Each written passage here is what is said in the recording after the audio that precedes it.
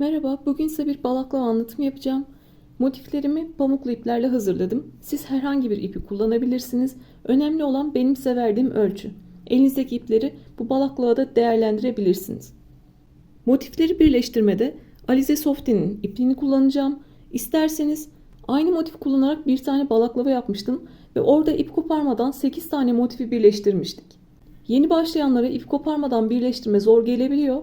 Bu sefer de yine aynı motifleri kullanarak iğne iplik yardımıyla dikerek yapacağız baklavayı. İp koparmadan birleştirmek isteyenler o videoya bakabilir. Sağ köşeye ekliyorum, oradan görebilirsiniz. Motif Hanım Dilendi Beyefendi modeli.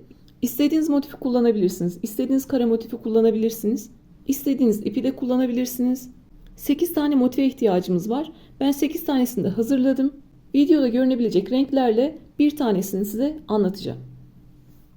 Burada yaptığım motiflerde 2.75 milim tığ kullandım.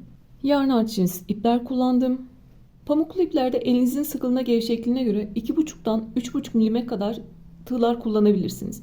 3.5 milimden sonrası da güzel oluyor ama daha salaş durur, daha dökümlü durur. Böyle kışlık iplerle yapacaksanız 4 milim tığlar kullanabilirsiniz. Ben bunlarda 4 milim kullanıyorum. Burada kartopu Aksoft var. Burada yine akrilik bir ip var. Bunlar da 4 milim kullanıyorum. Marketlerden aldığımız böyle batik iplerle, kek iplerle yine 3-3,5 milim kullanabilirsiniz. Buradaki ip ince, daha kalınsa 4 milim kullanabilirsiniz. Burada mesela Ören Bayan Atlas var. Bununla bir tane yine Hanım Dilendi Beyefendi modeli yapıyorum. Bunda da 5 milim kullanıyorum. Angora iplerde de genelde de 2,5-2,75 milim tığ kullanıyorum. İpimizin inceliğine, kalınlığına göre tığ numarasını ayarlayabiliriz. Elinizdeki herhangi bir ipi kullanarak yapabilirsiniz. Önemli olan size vereceğim ölçü. O ölçülere uyarak yaptığınızda en fazla sizin ipiniz kalınsa sıra sayısını azaltırsınız ya da ipiniz ince ise sıra sayısını çoğaltırsınız. 8 tane motive ihtiyacımız var. Ben 8'ini de hazırladım. Buradaki koyu kahverengi görünmeyecekti. O yüzden açık renklerle size bir tanesini anlatmak istiyorum. 3. sıradan sonra zaten kendisini tekrar ediyor. Ben motifleri 8 sıra ördüm.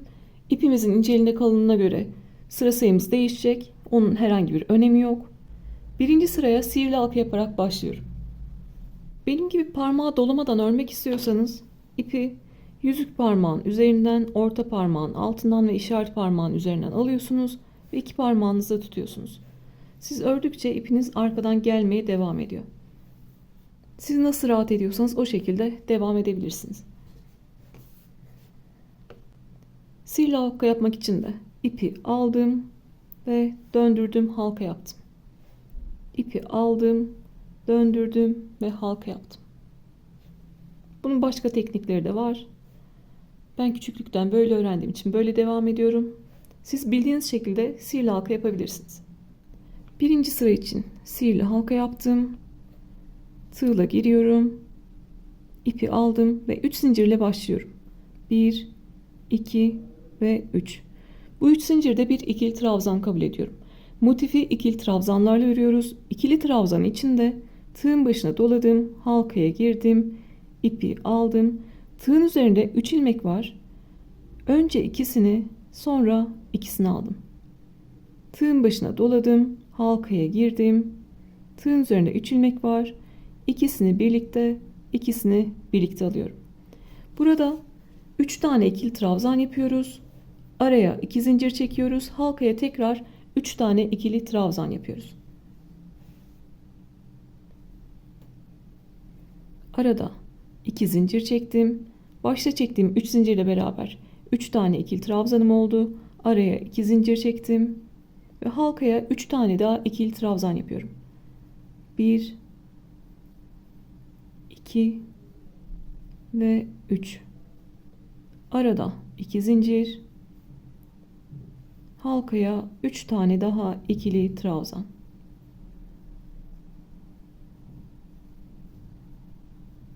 Araya 2 zincir ve halkaya 3 tane ikili trabzan.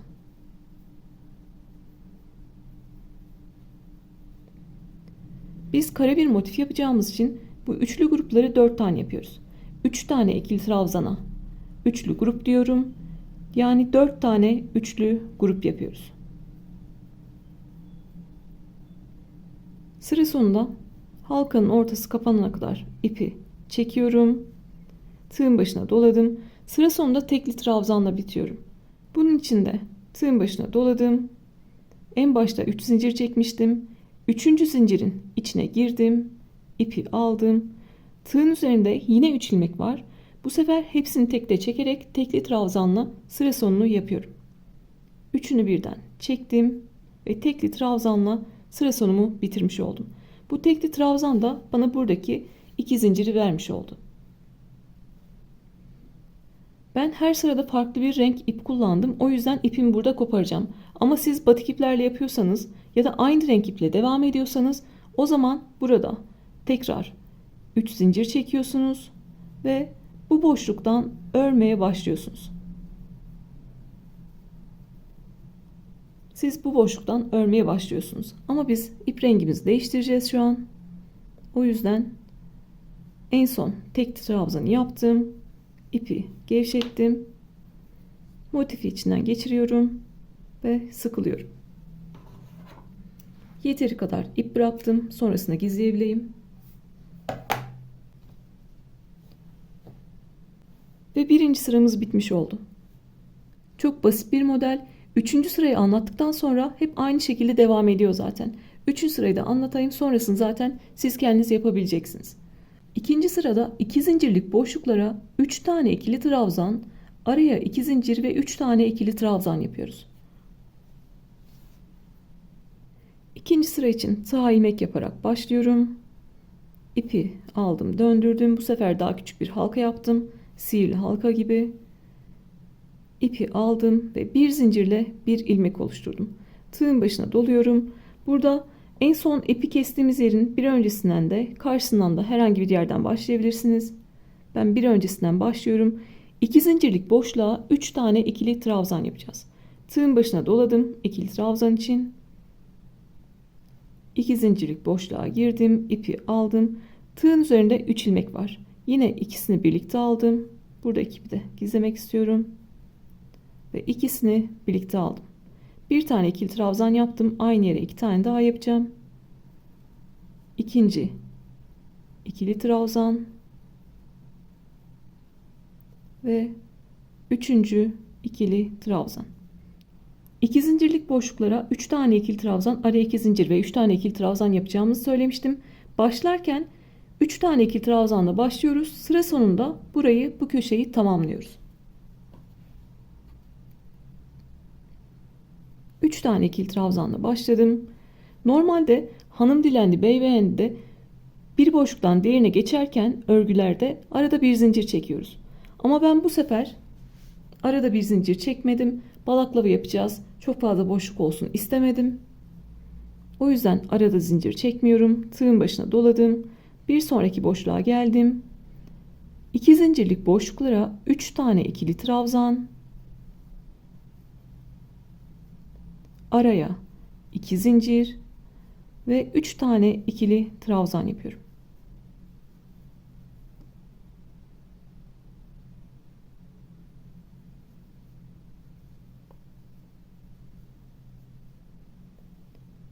Tığın başına doladım. Bir sonraki boşluğa geldim. 3 tane ikili trabzan, araya 2 zincir ve 3 tane ikili trabzan yapıyorum.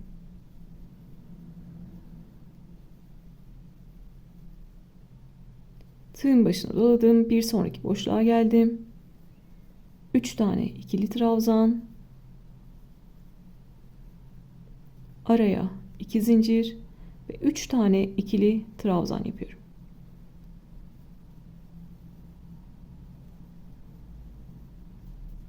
Buradan 3 tane ikili trabzanla başlamıştık. Sıra sonuna kadar geldik.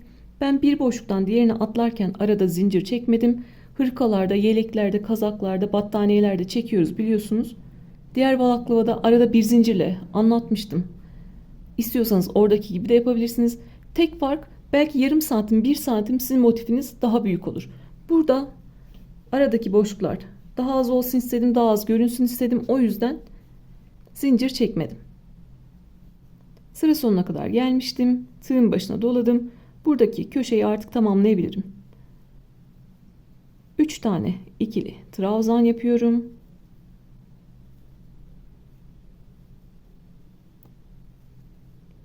Tığın başına doladım. Yine sıra sonunda tekli trabzanla bitiriyoruz.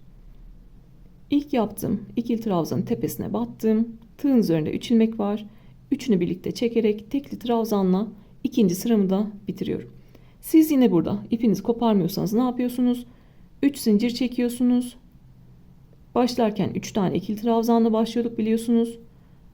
Aynı yere 2 tane daha ikili trabzan yaparak 3 tane ikili trabzanla başlamış oluyorsunuz. Biz ipimizi koparacağımız için en son tekli trabzan yaptık. İpi esnettim. Motifi içinden geçirdim. Ve yeteri kadar ip bırakıp kesiyorum. Buradaki 2 zincirlik boşluklar bizim köşe boşluklarımız. Bu 2 zincirlik boşluklara 3 tane ikili trabzan, arada 2 zincir ve 3 tane ikili trabzan yapıyoruz. Her sırada aynısını yapıyoruz. Değişen bir şey yok. 2 zincirin yeri köşe boşluğu ve köşe boşluklarına 3 tane ikili trabzan, araya 2 zincir ve 3 tane ikili trabzan yapıyoruz. Bir üst sıralar değişen şey bu aradaki boşluklara bir boşluktan diğerine geçerken bu arada oluşan boşluğa 3 tane ikili trabzan yapıyoruz. Ve bu 3 tane ikili trabzan her sırada bir tane artıyor. Burada bir tane, burada 2 tane, burada 3 tane, 4, 5, 6 diye devam ediyor. 3. sıramızda da yine köşeye 3 tane ikili trabzan yaparak başlıyoruz. Sıra sonunda yine orayı tamamlayacağız. Sağ ilmek yaparak başlıyorum. Bir zincirle bir ilmek oluşturdum. Birinci trabzanı yaparken, birinci ve ikinci ikili trabzanı yaparken buradaki ilmeği de arada gizliyorum. Tığın başına doladım ikili trabzan yapacağım için. İpi kestiğim yerden bir öncesinden ya da karşısından başlayabilirsiniz. Buradaki 2 zincirlik boşluğa girdim. Tığın üzerinde 3 ilmek var. Önce ikisini aldım.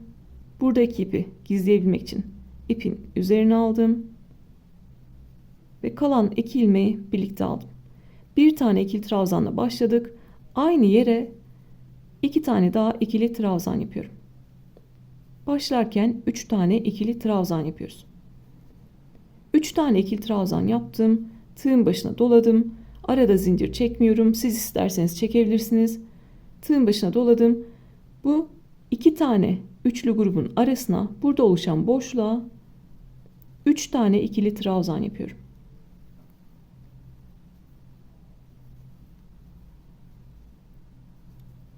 Tığın başına doladım. Köşeye geldim. 2 zincirlik boşluklar, 3 tane ikili trabzan,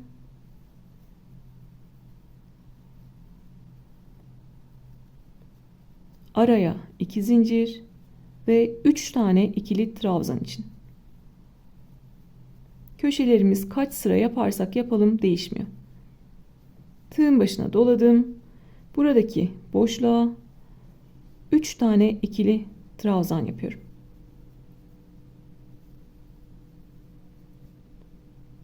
Tığın başına doladım. Yine köşeye geldim. Köşelere 3 tane ikili trabzan,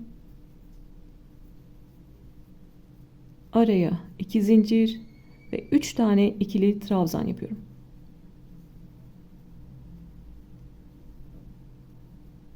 Yeni başlayanlar için bu ilk 3 sırayı detaylı anlatıyorum. Siz biliyorsanız hızlandırarak izleyebilirsiniz. 3. sıradan sonra motif kendini tekrarlıyor zaten. Tığın başına doladım. Buradaki boşluğa 3 tane ikili trabzan yapıyorum. Tığın başına doladım. Köşe noktasına 3 tane ikili trabzan, araya 2 zincir ve 3 tane ikili trabzan yapıyorum.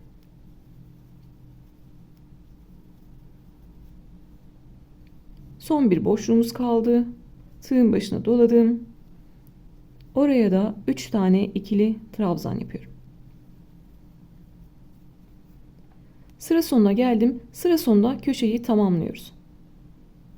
Bir tane üçlü grup yapmıştım. İkinciyi yapıyorum. 1, 2 ve 3. 3 tane ikili trabzan yaptım. Yine sıra sonunda tığın başına doladım. İlk ikili trabzanın tepesine battım. Tığın üzerinde 3 ilmek var. Üçünü tekte çekerek tekli trabzanla sıra sonumu yapmış oldum. Halkanın içinden motifi geçirdim ve ipimi kesiyorum. İlk iki sırada anlatmıştım. Kesmeyecek olanlar 3 zincir çekip bir üst sıraya başlayabilirler. 3. sıradan sonra motif kendisini tekrar ediyor. 10 sırada örsek, 100 sırada örsek hep aynı işlemi yapacağız. 2 zincir gördüğünüz üzere 3 tane ikili trabzan, araya 2 zincir ve 3 tane ikili trabzan yapıyoruz. Gördüğünüz gibi her sırada aynı şeyi tekrarlıyoruz. Aradaki boşluklara 3 tane ikili trabzan yapıyoruz. 3 tane ikili trabzana üçlü grup diyoruz. Yani bu üçlü gruplarımız her sırada bir tane artıyor. Tek fark eden o. Şimdi 3. sırayı yaptık. 3. sıradan sonra kendisini tekrar ama 4. sırada bir kenarı daha göstermek istiyorum size. Yine ilmek yaparak başlıyorum. Halka yaptım ve bir zincirle bir ilmek oluşturdum. İkili trabzan yapacağım için tığın başına doladım. 2 zincirlik boşluğa geliyorum. Tığın üzerinde 3 ilmek var. İkisini birlikte aldım. İpimi de arada gizlemek istiyorum. Ve ikisini birlikte aldım. Tığın başına doladım. Aynı yere 2 tane daha ikili trabzan yapıyorum. 3 tane ikili trabzanla başlamış olduk. Sıra sonunda orayı tamamlıyoruz. Arada zincir yok. Buradaki boşluklara 3 tane ikili trabzan yapıyoruz. 2 ve 3. Yine arada zincir yok. Buradaki boşluğa 3 tane ikili trabzan yapıyorum. Tığın başına doladım. Köşeye geldim. Köşeye 3 tane ikili trabzan. Araya 2 zincir ve 3 tane ikili trabzan yapıyorum.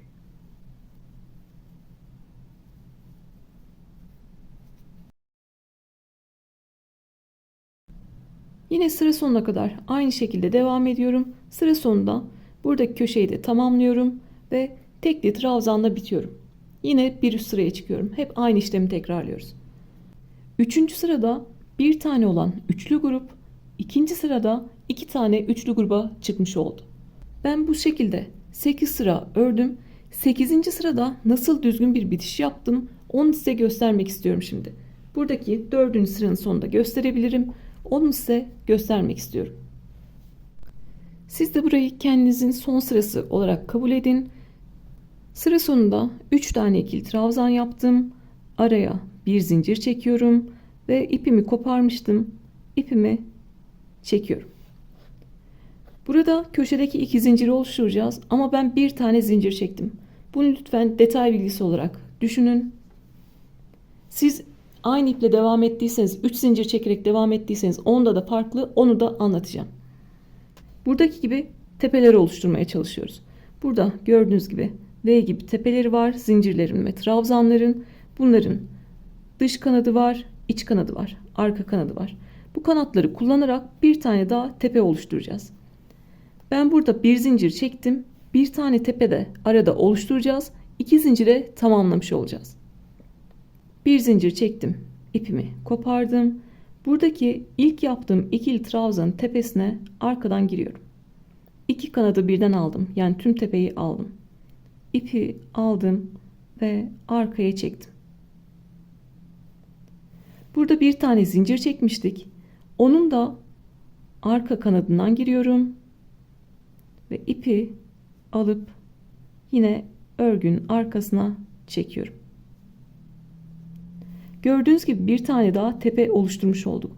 Onunla beraber arada 2 tane zincir olmuş oldu. Ben burada 2 zincir çekip tepe oluştursaydım arada 3 tane zincir görüntüsü olacaktı. Yani sayılarımız birebir tutmayacaktı. Şimdi benimle aynı bitişi yapanlar için söylüyorum. Bunu anlatıyorum. Ama siz tek iple devam ettiniz ve 3 zincirle yukarı çıktınız. Onda nasıl yapıyorsunuz? Onu da göstereyim. 3 zincirle başlayarak örenler gibi ben de söktüm. 3 zincirle başladım. Siz 3 zincirle örüyorsanız sıra sonunda yine 3 tane ikili trabzanı yaptınız. Köşeyi tamamladınız. Arada 2 zincir çekiyorsunuz. İpi yeteri kadar bırakıp kesiyorsunuz. Yine daha küçük bir tığ numarası aldım. Daha kolay yapabilmek için. Burada neden 2 tane zincir çekiyoruz?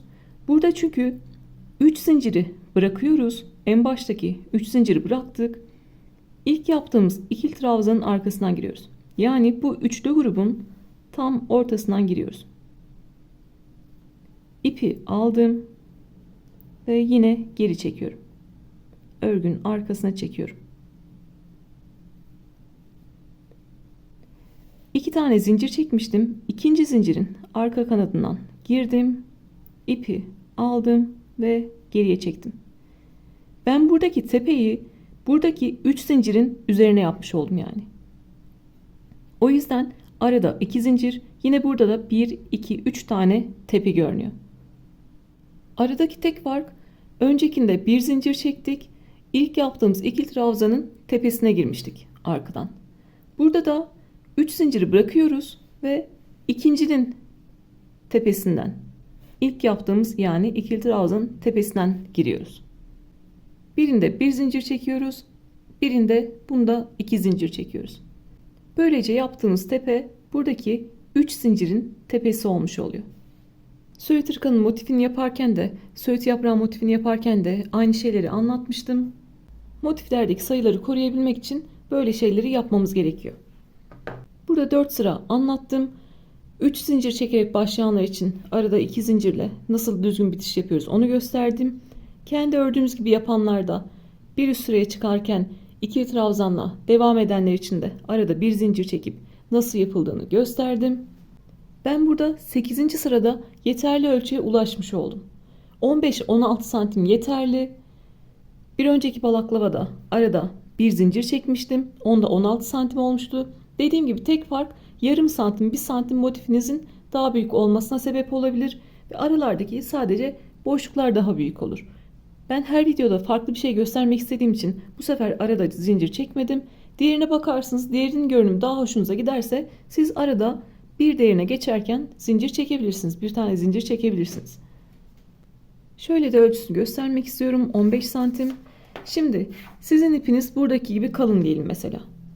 O zaman siz belki 8 sırada değil de 6 sırada 15 santime ulaşacaksınız. Siz benim gibi 8 sırada yapmayacaksınız. 15 santime, 16 santime kaç sırada ulaşıyorsanız o sırada artık benim yaptığım gibi düzgün bir bitiş yapıp motiflerinizi bitireceksiniz. Buradaki angora ip daha ince. Böyle gördüğünüz gibi. Belki siz angora iple örüyorsunuz ve 8 sırada değil 9 ya da 10 sırada 15 santime 16 santime ulaşacaksınız. İpimizin farklı olmasının hiçbir önemi yok. Sıra sayısı önemli değil. Önemli olan ölçü. Hırkalarda, yeleklerde de çok soruluyor. Bunu artık bir slogan gibi söylüyorum. Sıra sayısı önemli değil. Önemli olan size verilen ölçü. Size verilen ölçüye kadar öreceksiniz. Çocuklarımıza yapıyorsak da her yaş aynı değil. Kendi çocuğumuza yapıyorsak 10 yüzüne yaparız. Mesela 6 sıra öreriz, 10 yüzüne getiririz. Çocuğumuzun yüzünü ağzını kapatmıyorsa o noktada yeterlidir. Balaklavayı zaten videonun sonunda göreceksiniz. Başkalarını da görmüşsünüzdür. Yüz açıklığı ne kadar oluyor onu biliyorsunuzdur zaten. Bilmiyorsanız da videonun sonunda göreceksiniz. Yüz açıklığı ne kadar olsun istiyorsanız motifinizi o kadar örüyorsunuz. Bu bir tane motif bizim yüz açıklığımız aslında. Şimdi siz hangi iple yapıyorsanız motifinizi yaptınız ve bunu 8 tane yapıyorsunuz. Aynı motiften 8 tane yapıyorsunuz. Videonun başında dizilimini yapmıştım. Şimdi tekrar beraber yapalım. Onun ekran görüntüsünü alın. Onun üzerine ilerleyebilirsiniz. En başta 2 tane motifi böyle ters olarak koydum. Düz yüzü alta geliyor. Üzerine 2 tane daha motif yerleştiriyorum. Altlı üstlü 2 tane motifimiz var. Bir tane motifi 2'ye katladım. Arkaya yerleştirdim. Burası bizim başımızın arkasına gelecek. Bir tane motif daha böyle arkaya yerleştirdim. Yarım şekilde bir tanesini tepeye yerleştiriyorum. Ve yine 2'ye katladım. Bu şekilde boyun kısmına yerleştiriyorum.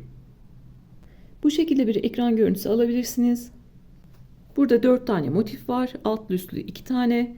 Diğer 4 tane motifimizi ikiye katlıyoruz. Biri tepemize gelecek, 2 tanesi başımızın arkasına gelecek ve bir tanesi de boynumuza denk gelecek.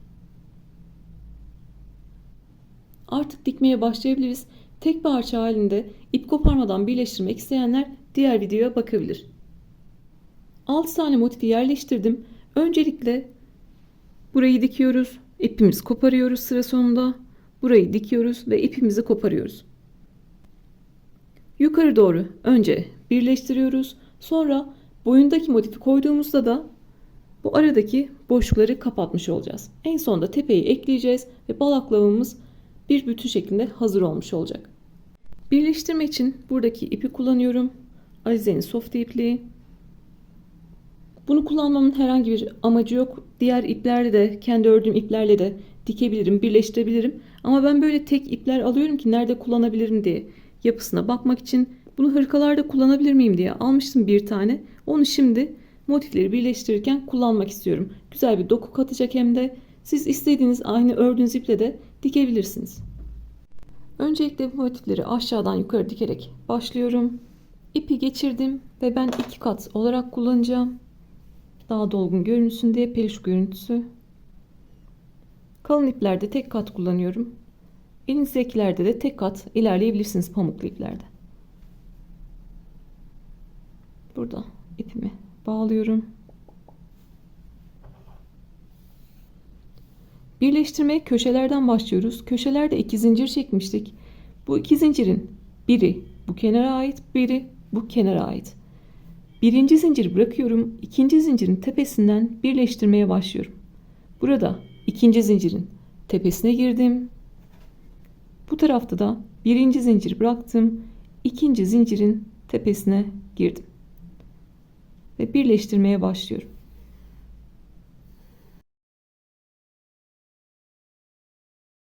Burada bir tane düğüm atacağım.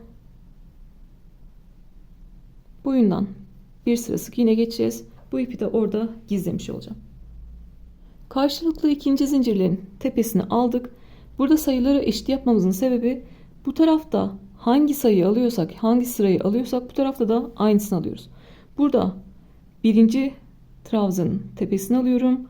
Bu tarafta da birinci trabzanın tepesini alıyorum. Eşit şekilde devam ediyoruz. Tığla yaparken de eşit şekilde devam ediyoruz. Tığla da birleştirirken de ikinci trabzanların tepesini alıyorum.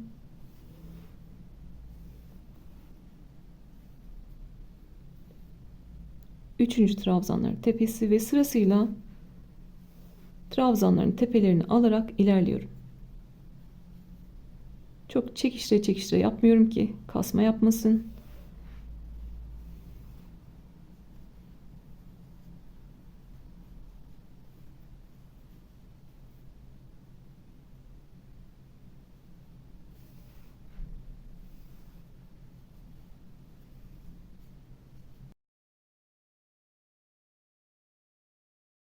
Bu şekilde karşılıklı zincirlerin ve trabzanların tepesini alarak ilerliyoruz. Buradaki ipte nasıl göründüğünü görmeyebilirsiniz. Ben şimdi size diğer balaklavalardan bir tane örnek göstereceğim.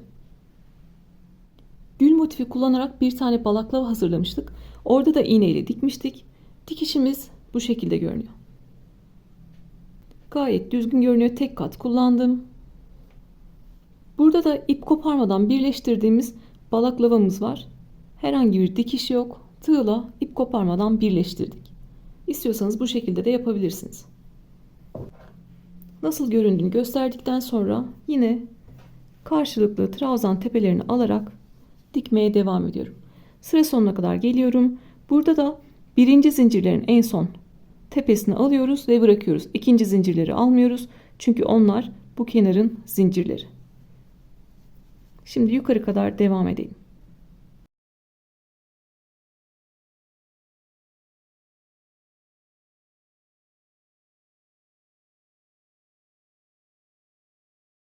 Sıra sonuna kadar tüm trabzanların tepesini aldım.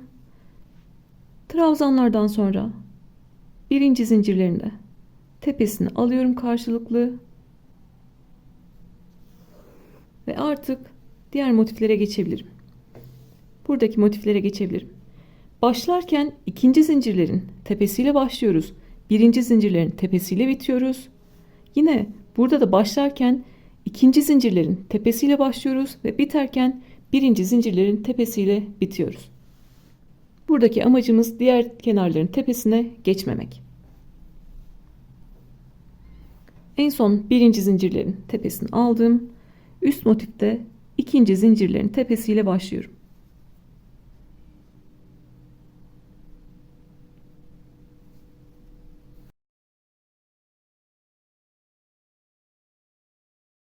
İkinci zincirlerle de buradaki motiflere başladım. Yukarı kadar trabzanları alacağım. En son birinci zincirlerin de tepesini alıp ipimi keseceğim. Sıra sonuna kadar gelelim. İpimizi beraber koparalım.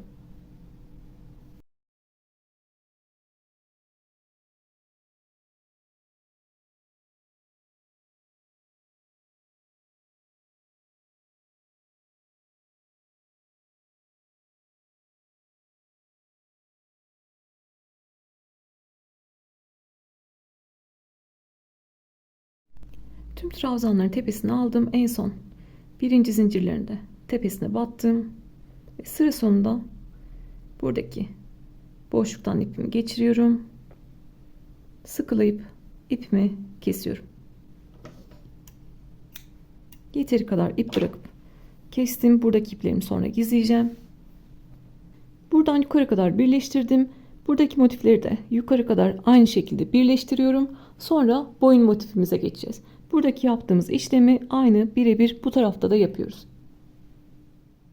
Burada da yine sıra sonunda birinci zincirin tepesini aldım. Birinci zincirlerin tepesini aldım ve ipimi kopardım. Balaklavadaki ilk aşamamız böyle 6 tane motifi yerleştiriyoruz ve böyle iki yerden dikiyoruz. Şimdi diğer aşamamıza geçiyoruz. Buradan ikiye katladım. Bunlar bizim arkaya gelen motiflerimizdi. Bunlar da altlı üstlü motif koymuştuk en başta. Onlar şimdi buradaki boyun motifimi bu şekilde yerleştiriyorum ve buradan dikmeye başlıyorum. Bu şekilde hem aradaki boşlukları kapatıyoruz hem de boyun motifini eklemiş oluyoruz. İkinci aşamamızda boyun motifini eklemek ve bu aradaki boşluğu kapatmak. Yine ipimi aldım ve ikinci zincirlerden birleştirmeye başlıyorum. Buradan başlıyorum. Birinci zincirlere kadar birleştiriyorum. Yukarı kadar birleştirdim. Birinci zincirlerin tepesini aldım. İkinci zincir artık bu kenarın zinciri. Buraları böyle birleştirmeye başlıyoruz. Yine burada da bu kenarın zincirini bıraktım. Birinci zinciri bıraktım. Buradaki ikinci zinciri alıyorum. Buradaki ikinci zinciri alıyorum ve birleştirmeye devam ediyorum. İkinci zincirleri alalım ve yukarı kadar birleştirelim. Örgüyü döndürdüm. Yukarı kadar devam edelim. En son karşılıklı birinci zincirleri alalım ve artık diğer motife geçelim. En son birinci zincirlerin tepelerini aldım. Burada kasma yapmasın diye yukarı doğru çıkarken diktiğim ipten de geçiyorum. Tığla yaptığımızda nasıl bir tane zincirle diğer motife geçiyorduk. Burada da dikiş yaptığım yere batıyorum. Sonrasında bir üst motife devam ediyorum. Yine zincirlerden başlıyorum. Trabzanlarla devam ediyorum. Direkt karşıya geçseydim buradaki diktiğimiz yere batmasaydım arada kasma yapacaktı. O yüzden diktiğimiz yere de batıyoruz.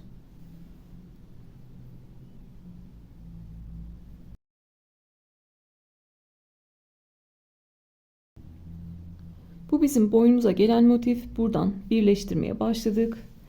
Bu şekilde devam ettik. Yine döndürdüm. Aynı şekilde dikerek geliyorum. Buradaki diktiğimiz yukarı doğru diktiğimiz yerden de ipler alıyorum ve bir üst motife geçiyorum. Devam ettim. Buradan yine dönüşümü yaptım. Aşağıya kadar geldim ve artık burada ipimi koparıyorum. Burada hem boyun motifini yerleştirmiş olduk hem de aradaki boşlukları birleştirmiş olduk. Buradan birleştirmeye başlamıştık. Devam ettik. Ve bu şekilde aşağıya kadar birleştirdik. En son burada ipimizi kestik. Burada da tepe motifini yerleştireceğiz artık. Tepede 3 tane kenar var. Buradaki motifin 3 kenarını buraya yerleştiriyoruz. Aynı şekilde dikiyoruz. İster buradan başlayın, ister diğer taraftan başlayın. Aynı şekilde dikiyoruz. Önce ikinci zincirlerden başlıyorum. Bu kenarı birleştiriyorum. Sonra bu kenarı birleştiriyorum. Ve sonra bu kenarı birleştiriyorum.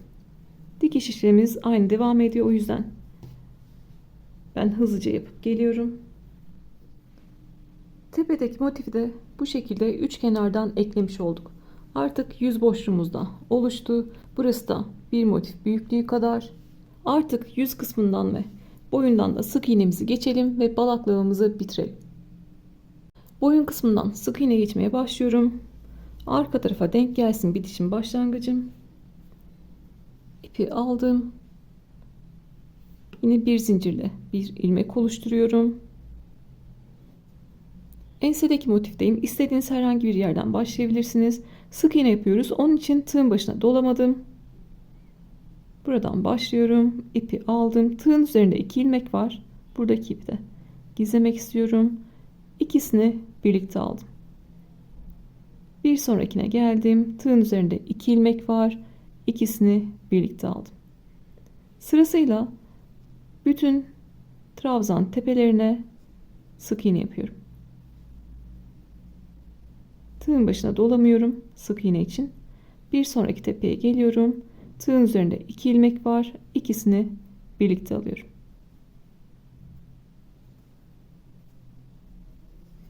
Kendi elinizdeki iplerle daha rahat görünecektir. Burada da zaten 2 tane ilmek görünüyor. İkisini birlikte alıyorum.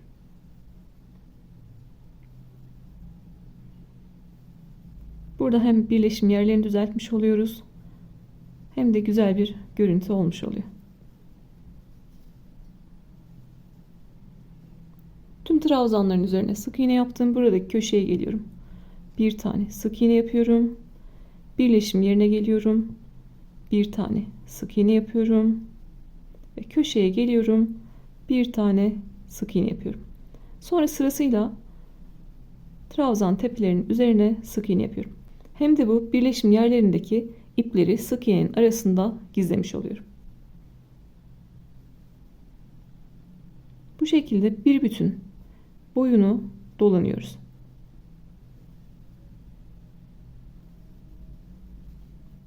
Bu şekilde sıra sonuna kadar trabzan tepelerine ve köşe boşluklarına sık iğne yapıyoruz.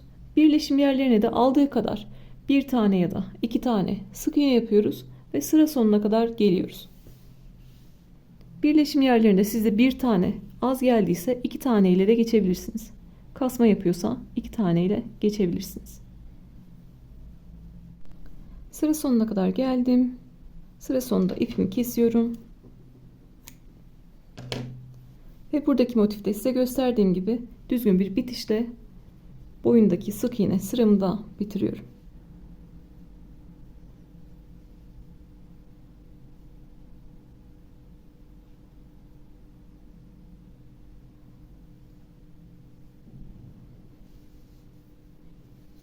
Tepeyi oluşturdum.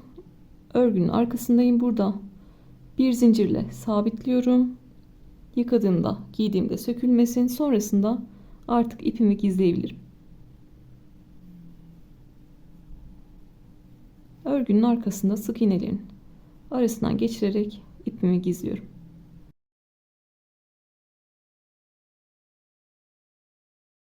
En son yeter dediğim noktada esnetiyorum.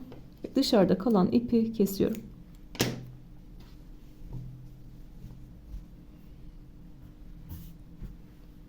Boyundan bir sıra sık iğne geçtik. Şimdi yüz kısmından geçiyoruz. Aynı işlemi yapacağız. Burada yine bir zincirle bir ilmek oluşturuyorum. İstediğiniz herhangi bir yerden başlayabilirsiniz. Buradan başlıyorum. Sırasıyla sık iğne yapıyorum. Birleşim yerlerini bir taneyle ya da iki taneyle geçebilirim. Ve yine dolanıp sıra sonuna kadar geliyorum. En son varsa içeride kalan iplerimizi de temizliyoruz.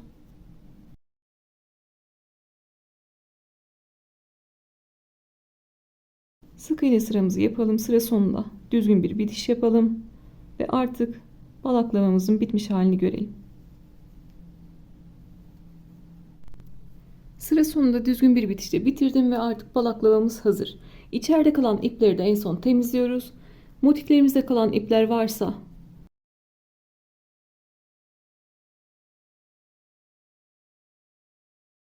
bu şekilde motifin arkasında gizliyoruz.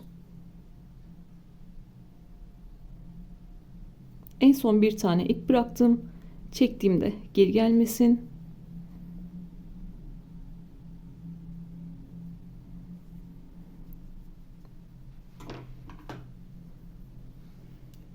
Ve kalan ipi kesiyorum. İpleri bu şekilde gizliyoruz. Ortada halkadaki ipi en son böyle iyice sıkılıyoruz. Orası gevşeyebilir. Burada bir zincir çekip sabitliyoruz. Sonrasında halkanın etrafından geçirerek ipimizi saklıyoruz. Yeteri kadar geçirdikten sonra yine ipimizi koparıyoruz. Bu şekilde tüm iplerimizi temizliyoruz.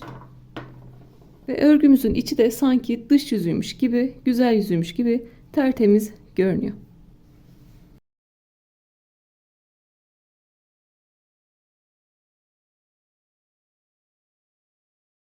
Yüz açıklığımız da bu şekilde. Bu ip çok yakıştı. Umduğumdan daha güzel oldu. 2 kat kullandım. Siz normal iplerle de yapabilirsiniz. Burada kendi ipiyle yapmıştım. Bunun anlatımı da mevcut. Buradan da böyle sık iğne geçmiştik. Şimdi size ölçülerini vermek istiyorum. Boyu 37 santim. Enseden boyun kısmına kadar yaklaşık 30 santim. Ve yüz kısmı da 21 santim. Fotoğrafları videonun sonuna ekleyeceğim. Elimden geldiğince anlatmaya çalıştım. Aklınıza takılan yerler olursa sorabilirsiniz. Bir sonraki videoda görüşmek üzere. Kendinize iyi bakın.